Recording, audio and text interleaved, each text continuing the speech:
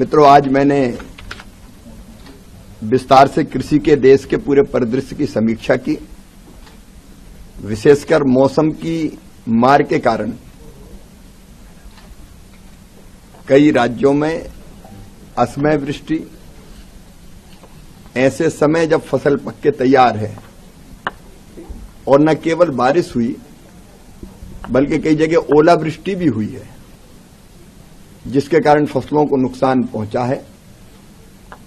हमने तय किया कि राज्यों के साथ संपर्क करके तत्काल कहां कहां ओलावृष्टि के कारण नुकसान हुआ है, या अतिवृष्टि ज्यादा बारिश के कारण फसल लेट जाती है जमीन पे, उसके कारण भी नुकसान होता है।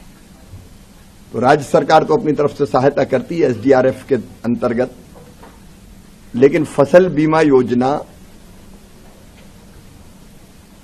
देखने वाले सभी अधिकारियों को मैंने कहा है कि राज्यों के साथ तुरंत संवाद करें, संपर्क करें,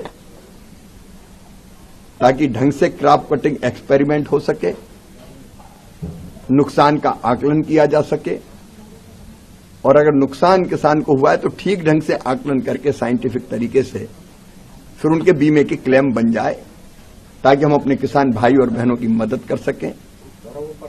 आगे भी मुझे बताया मौसम विभाग ने कि 2 पश्चिमी विक्षोभ और आ सकते हैं, तो उसमें भी ध्यान रखने के मैंने निर्देश दिए हैं, और किसानों को क्या सलाह दी जा सकती है उस पर भी हमारी व्यापक पैमाने पर चर्चा हुई है। इसके साथ अभी खरीदी हमारी प्रारंभ होगी। गेहूं की, धान की उत्पादन बम्पर हुआ है। हम गेहूं धान भी खरीदेंगे, लेकिन उसके साथ साथ दलहन की फसलों पर भी हमारा फोकस बहुत ज्यादा है। तुअर, मसूर, उड़द हम जितनी किसान बेचना चाहेंगे पूरी खरीदेंगे। ये खरीदी राज्य सरकार के अलावा नेफेड और सीसीएफ भी करेगी। तो हमने निर्देश दिए कि ठीक से किसानों से खरीदी हो जाए, ताकि वो अपने उत्पाद को मिनिमम सपोर्ट प्राइस के नीचे बिकने पर ढंग से बेच पाए। इसके निर्देश भी हमने दिए। उत्पादन अभी भी बम्पर आ रहा है रबी की फसल का। हमारे पास गेहूं की, धान की, चावल की कोई कमी नहीं है।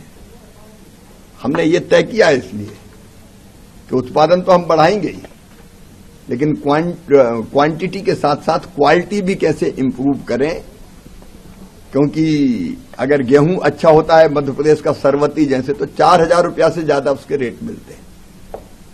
तो बेहतर रेट के लिए केवल एमएसपी क्यों, एमएसपी से और ऊपर कैसे बिक सकता है। फोर्टिफाइड किस्में, उनके रेट ज्यादा मिल सकते हैं, और बेहतर किस्में रेट ज्यादा मिल सकते हैं।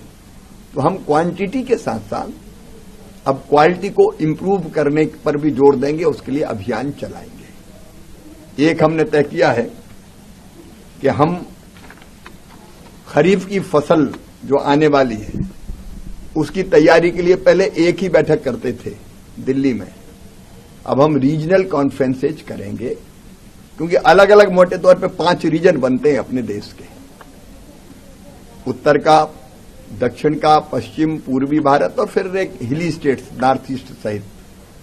तो 5 जोन में हमने उनको बांटा है, और अलग अलग जोन में अभी 3 रीजनल कॉन्फ्रेंस हमने तय की है।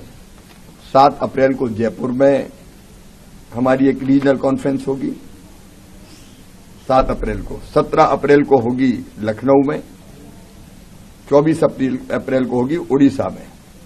ये 3 अभी तय की है, 2 की तिथियां अभी तय होनी है। इन रीजनल कॉन्फ्रेंसेज में केवल अधिकारी नहीं रहेंगे, उस रीजन के या उस रीजन को आईसीआर की तरफ से देखने वाले वरिष्ठ साइंटिस्ट रहेंगे, कृषि विशेषज्ञ रहेंगे, सफल किसान रहेंगे, किसान उत्पादक संगठन रहेंगे, प्राइवेट सेक्टर से भी जिनमें उत्कृष्ट काम किया है रिसर्च में, शोध में, अनुसंधान में, या वैल्यू एडिशन में, प्रोसेसिंग में, या मार्केटिंग और दूसरे चीजों में, क्योंकि बीज से लेकर बाजार तक की हम चिंता करने वाले हैं किसान की। तो वो सब के चुने हुए प्रतिनिधि इसमें भाग लेंगे। मैं स्वयं भी रहूंगा, राज्य के कृषि मंत्री उस रीजन के रहेंगे, ताकि ठीक से हम खरीफ की फसल की ढंग से रणनीति और योजना बना सकें। और एक और हमने फैसला किया है कि हर फसल का हम रोड मैप बनाएंगे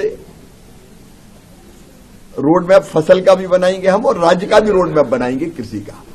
फसलों में अभी जैसे पिछले दिनों हमने सोयाबीन पर चर्चा कर ली थी, मक्के पर चर्चा कर ली थी रोड मैप बनाने के लिए।